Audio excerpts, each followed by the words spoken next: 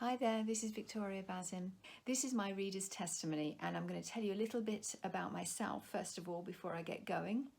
So, I am half American basically. My mother's American. I was born in the United States and we came to the UK in 1970. And after that, every summer we would spend our summer holidays in the US in the Catskill Mountains visiting my large extended family. So you need to know that detail because it helps you make sense of my particular testimony, and it helps you to understand why it was that it was Ms. Magazine that first introduced me to the women's movement and to women's issues and campaigns. So Ms. Magazine was in my grandparents' house. My aunt was a subscriber. So my aunt was about 4 years younger than my mother. She was a subscriber to Ms. Magazine, and so there it was, lying on the coffee table in my grandparents' house, beside things like People Magazine, the New York Times, the TV Guide, the New Yorker, those sorts of things. So my point being that it arrived on the coffee tables of Middle America, so it had quite an impact.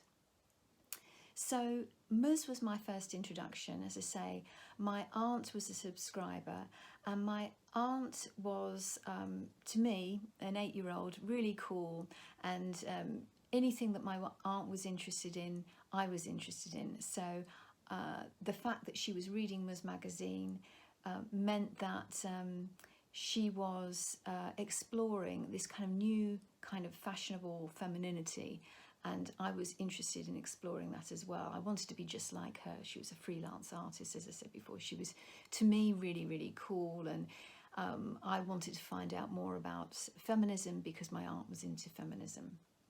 I don't think I really read many of the articles properly. I'm sure I didn't, in fact, but I was definitely absorbing those images that were in Ms. Magazine. I mean, one of obviously those adverts at the time, you know, you've come a long way, baby, and all those sorts of things. Those stick in my mind. It's interesting that the adverts stick in my mind. It tells you a lot about the nature of the magazine, that adverts have such an impact.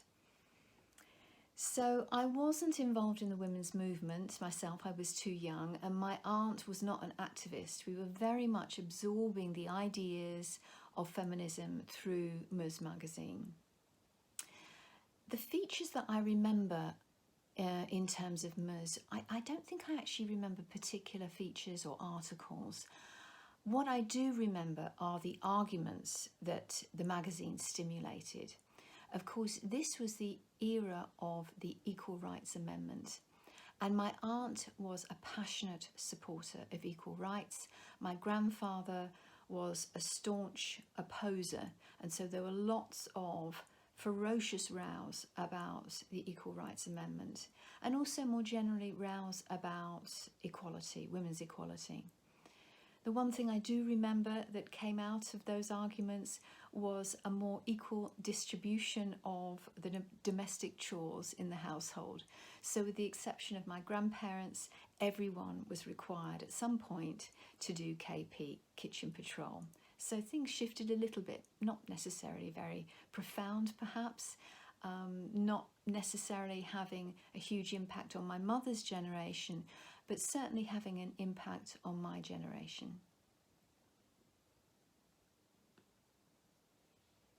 I wasn't particularly involved as a reader. As I said, I was really too young, so I didn't subscribe and I didn't write any letters to the magazine. I wasn't involved in that way. But it did certainly influence my politics. It was my first introduction to politics, any kind of politics. And what really impressed me was that I could see that there was a relationship between what was being written in the magazine and how people were starting to think about women's roles and responsibilities. So that connection between the content of the magazine and how people were thinking about these issues and how it was changing daily life and daily politics, that was really exciting to me, and that really impressed upon me the importance of public sphere debate and how magazines contributed to that debate. I found that very exciting. So I wasn't really part of that larger network. I wasn't really part of a larger movement, but as I say, through the magazine, my aunt and myself were familiarising ourselves with those debates and talking about them together. So it was a way for us to bond. It was a way for us to talk about issues that were important to us. I do read lots of magazines now. I continue to read magazines. I'm a real magazine junkie. If I'm going anywhere on a train or a plane, I'll buy a print magazine. I'm also a fan of digital magazines. Galdem is an obvious example of a fantastic magazine. But of course, as part of my job, I get to read a lot of these original print magazines like Spare Rib and Mukti and Outright and Red Rag and Shocking Pink. All of these are fabulously exciting, not just in terms of the verbal content, but also visually. Very witty, very funny, very engaging. So definitely Ms Magazine had an influence in terms of shaping my politics and my daily life, and that stayed with me up to the present moment, definitely. I'm sure my mother must have read Ms Magazine, but I never remember her reading Ms. I never remember her reading any magazines at all, to be quite honest. I mean, she was a very busy person. She was bringing up 2 girls. She had a full-time job. If she read, most often she would read a book rather than a magazine. I think from my mum's perspective, she always thought of magazines as being rather superficial and ephemeral. Looking back, these magazines definitely had an impact on me, and really I think the key thing here is that they told me something about my mother's generation and my aunt's generation. They gave me an insight into what was going on with them. So my mother and my aunt grew up in the 1950s in the American suburbs. They went to high school. They were expected to get married, to settle down, to have a family, and to devote their lives to supporting a family and bringing up children, and to really be, you know, those archetypal domestic goddesses, those 1950s housewives. And I could see that even though they pushed against those expectations, both my mother and my aunt were very much shaped by that upbringing, very much shaped by those expectations. And I could see that things were going to be different for me, that I had other options, and that I was lucky from that point of view.